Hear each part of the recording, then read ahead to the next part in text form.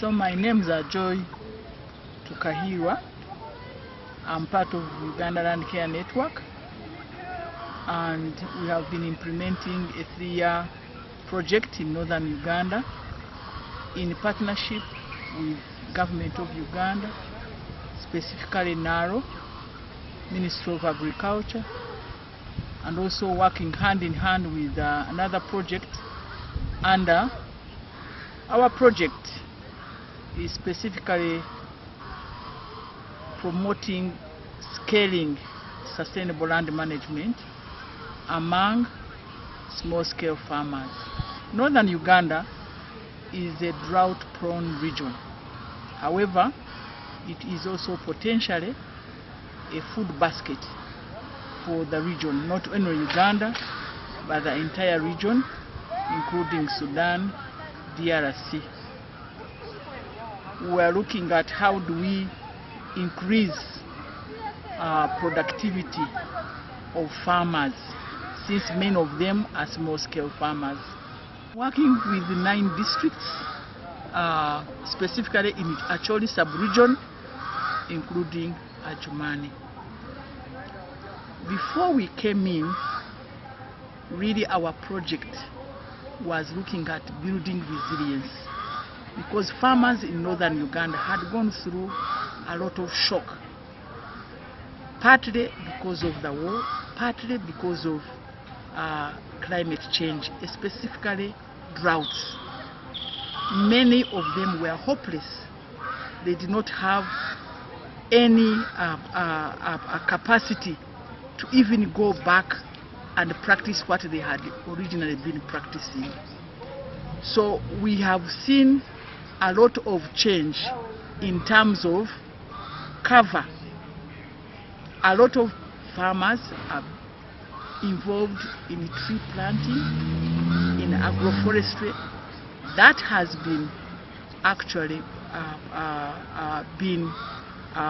assessed using Landsat imageries, and we've seen serious change in terms of cover.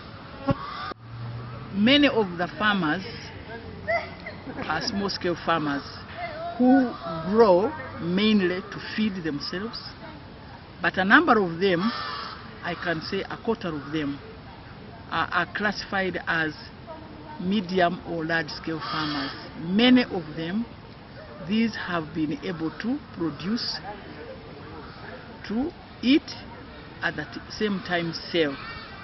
Some of them are commercial, now really growing food for sale. Northern Uganda naturally has a lot of natural trees, but over years this has been reduced. So when we see farmers now adopting agroforestry, which brings back the cover, we are very excited, and we see this as a very important achievement. Another achievement that is very clear is the collective action of farmers working together as a group, not individually but as a group, because we see many farmers practicing and influencing bigger scales in terms of impact. We've been very, very happy with the way farmers have come out and even considered policy, bylaws, which is a very important aspect in improving adoption of sustainable land management.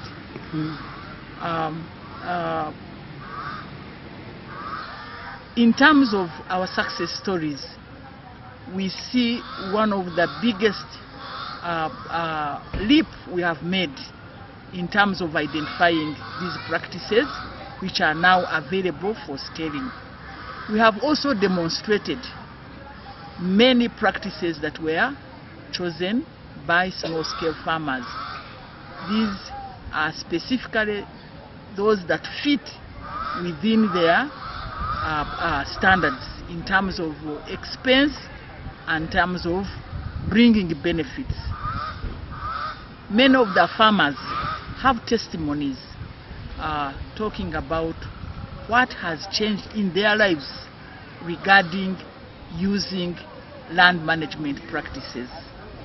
Yields have increased. Many of the farmers have confirmed they have 5 times yields, especially those who have practiced unique practices like mulching, like crop rotation, like conservation basins, and also using of manure. A lot of the technologies which are popular are tree-based.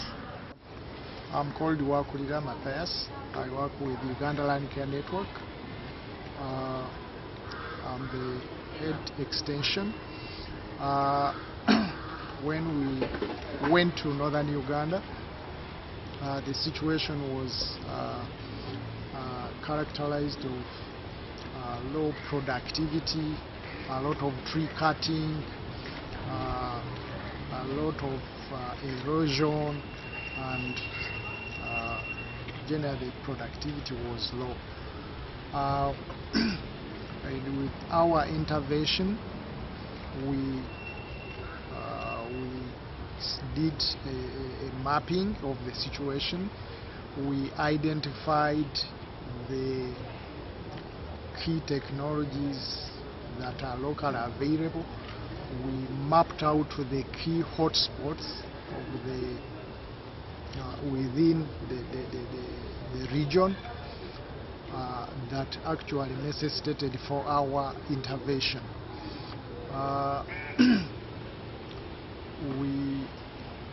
What we did was we identified the key technologies, the technologies that are within the region.